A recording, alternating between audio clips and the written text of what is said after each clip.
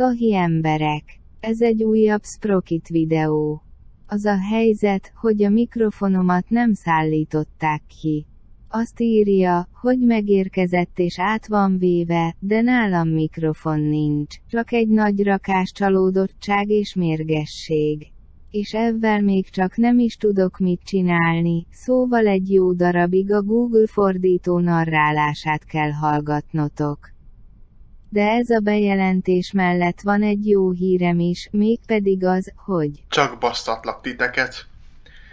Igen, a mikrofon megérkezett, működik is, Discordon teszteltem csak eddig, játékokban annyira nem. Készítettem egy tesztfelvételt, hogy a hangok megfelelnek-e, és ja, ennyi az, amit csináltam ezzel a mikrofonnal eddig. Szóval kezdjünk is bele a tankréplikák bemutatásába. Szóval ebben a videóban az első alanyunk nem lenne más, mint a 60 GFT. Ez egy egyáltalán nem kitalált, egy 100%-ban valós kínai páncélvadász. Szóval mit is tud ez a masina? Kezdjük ott, hogy a páncélja mindenhol átüthetetlen. Elég csak megnézni, hisz ezt semmi nem üti át, még a modern APFS-DS urán fejű lőszerek se tudják ezt átvinni. Ez az olyan vastag. Oldalból szintén ez a helyzet. Hátulról oké, már talán átviszik a uránfejes APFS-DS lőszerek, de csak talán. Szóval, ahogy látható, ez teljes mértékben egy átüthetetlen páncélvadász, de nem minthogyha ki kellene bírni egy lövést, hisz elég ránézni, már pontosan mikroszkóppal ránézni, hisz egy ilyen masinát lehetetlen nem elrejteni. Ez komolyan nem csak hogy mikroszkóppal kell nézni, hanem elektron mikroszkóppal, sőt még talán úgyse lehet látni, ez olyan kicsi. És mivel, oké, most egy kicsit eldobom a szarkazmust, és mivel ez egy olyan páncélvadász, ami nem létezett sajnos, vagy nem sajnos, attól függ, hogy kit kérdezünk. Eztet ugyebár a World of Tanks-ből szedtem, onnan néztem a modellt, és onnan néztem a modellt, igen, ez a gondolatomnak a vége. Ez egy meglehetősen mobilis páncélvadász, elég gyorsan fordul meg, top sebessége is elég nagy, ágyúja is megfelelő, és amikor én játszottam ezzel a masinával a World of Tanks-ben, igazából nekem tetszett.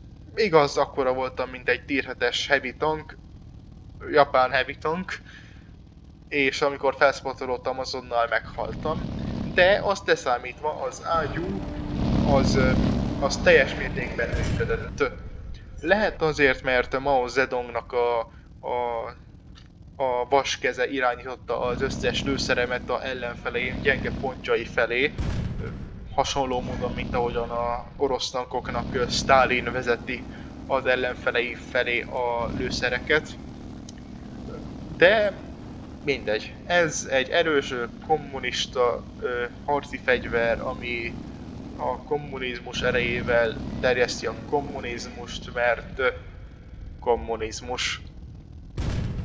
Még egy tank erejéig maradjunk Ázsiában. Szóval, a következő dolog, amit be fogok mutatni, nem lenne más, mint a japán Honi 3. Ez egy Chiha alapú páncélvadász, egy 75 mm-es ágyúval. És mint ahogyan ismerjük a Chihát, szerintem nem nehéz kitalálni, hogy ennek sincs páncélja. Szóval ja, ez egy papírpáncélvadász Japánból. És akár hiszitek, akár nem, egy 75 mm-es ágyú nem a legnagyobb, amit egy Chihába fel lehet szerelni. Az egy 120 mm-es ágyú lenne. Ráadásul elég hosszú.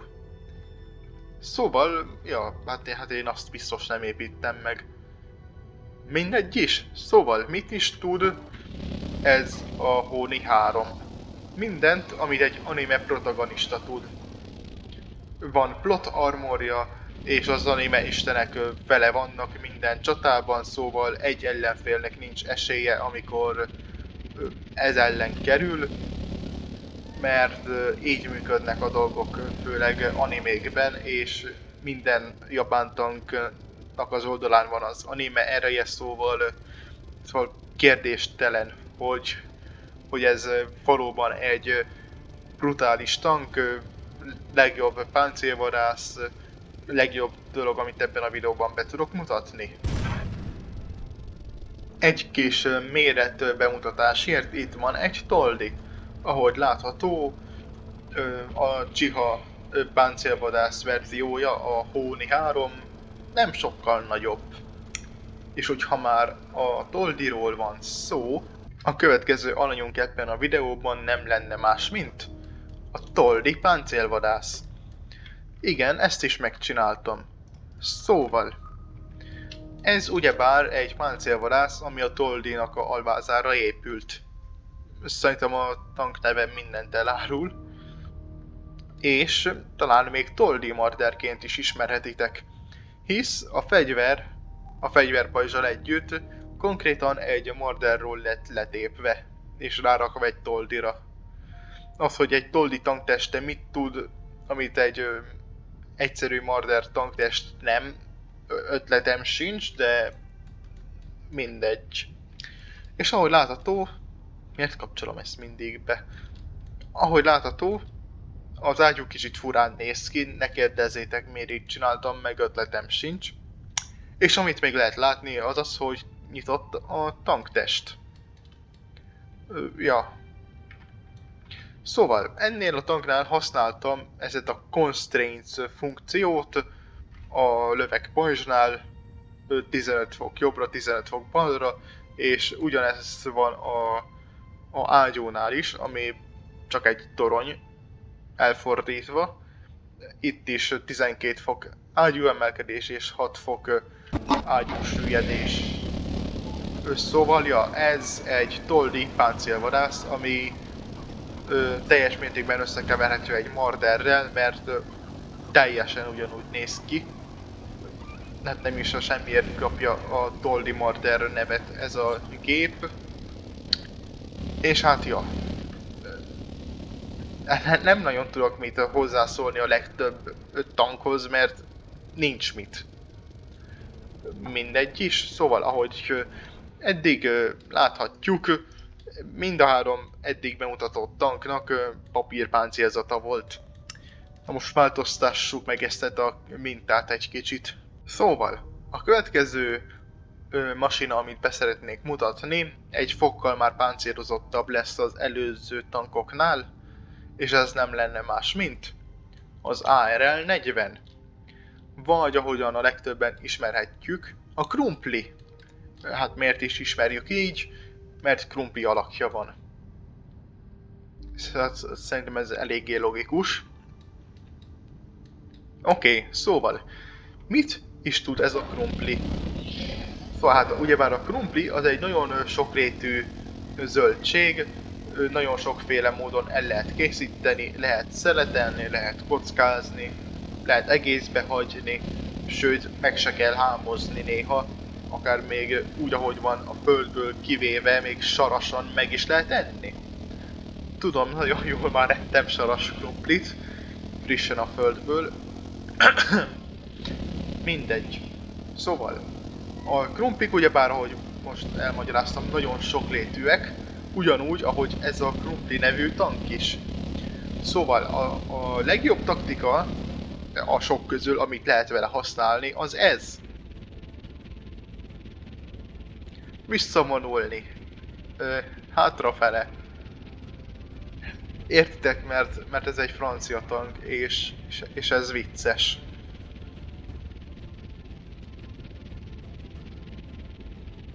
Na jó, hát ez a humor, ez nem nekem való.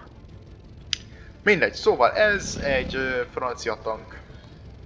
Igen, bagettokat lő az ellenfeleire. És ugyebár ez egy eléggé páncélozott tank. Ezt szépen most ignoráljuk. Frontból átüthetetlen. oldalról átüthetetlen, ezt a részt itt most ignoráljuk, hátulról átüthetetlen, esetleg gépfegyvereknek. Ja, szóval ez egy elég vastag helyú krumpli, ami elpusztíthatatlan. Ja. Szóval, ebben a videóban az utolsó dolog, amit be szeretnék mutatni, az valami, amit már egyszer bemutattam. Viszont azóta kis változtatásokat csináltam rajta, és ezzel a tasszétomot teljesen újraépítettem. És ez nem lenne más, mint a svéd L62. A magyar Nimrod légvédelmi ágyú, ami egy páncélvadász is egyben, mert persze. Szóval, miért kapcsolom ezt be mindig? Mit is veszünk észre ezen a tankon? Azt, hogy raktam ide, meg egyébként a másik oldalra is, egy ilyen kis aranyos kannát, ami benzint tartalmaz. Igen. Üzemanyag tartály. Igen, ezt a szót kerestem. Igen, meg hát persze talán egy kicsit feltűnhetett, hogy ki van dekorálva a belseje.